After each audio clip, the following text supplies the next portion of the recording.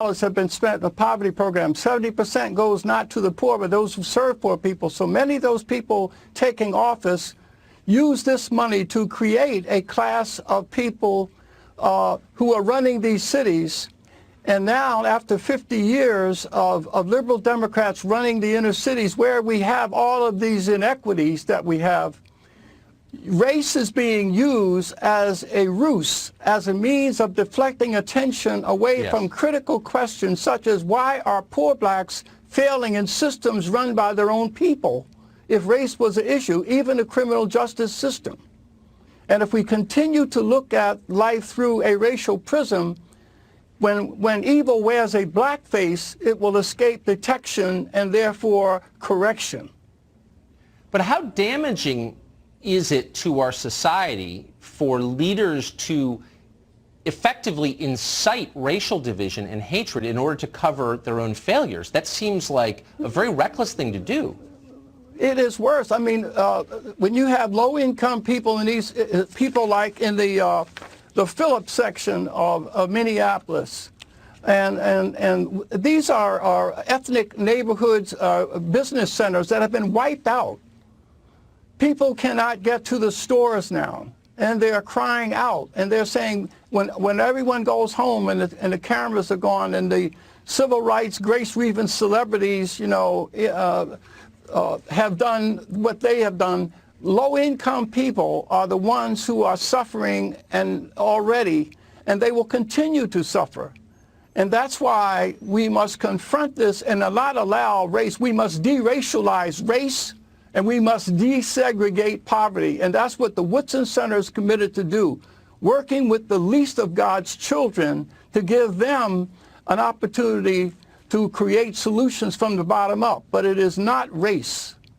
I don't know what systemic racism is. Maybe someone can explain what that means. It's a way to make people be quiet and stop asking questions about economics, as far as I can tell. So but I just have to ask you, since you've been involved for 50 years, as you just said, and you were involved in the original civil rights movement, how does it feel to look back at the original goals of the movement and then to see people like Shaun King use the phrase civil rights activist in reference to himself? Is that bewildering to you?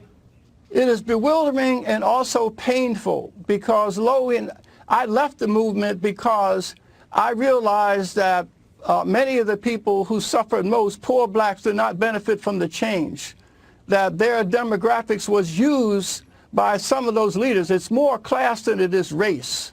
Yeah. And so they used it, and now race is being used to deflect attentions away from the failures of people running those institutions. The question is, why are black kids failing in school systems run by their own people? When Eric Holder was a U.S. attorney in Washington, D.C., a lot of young people were shot by the police, but they were black police shooting black kids, and not one was prosecuted. But there was no public outcry, because as long as illegality or evil wears a black face, then it escapes detection. And that's what's wrong with looking through life through the prism of race.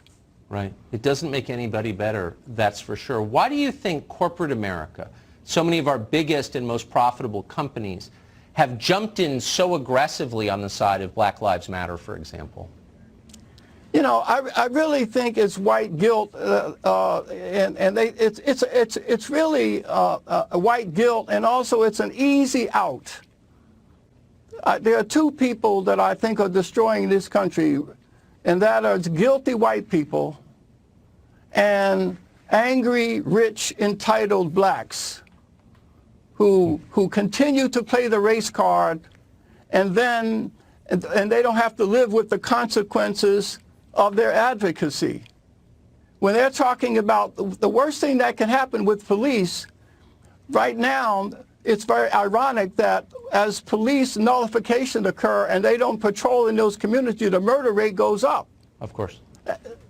And so actually, when these middle-class people who live in safe communities are villainize the police, but low-income people have to, the murder rate goes up. That same study you quoted from Harvard also documented the fact through police nullification results in less police, more black-on-black crime, more black-on-black deaths.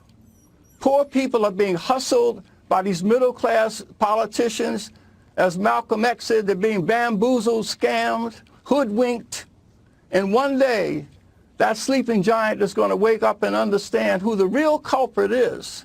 Yeah. And it is people who look like them who are failing to use their positions to profit the least of God's children. Instead, they're using it to benefit themselves and their own group. You're telling a very sad story, Bob Woodson. Mr. Woodson, thank you so much for coming on tonight. Appreciate it. Good to see you. Thank you. Well,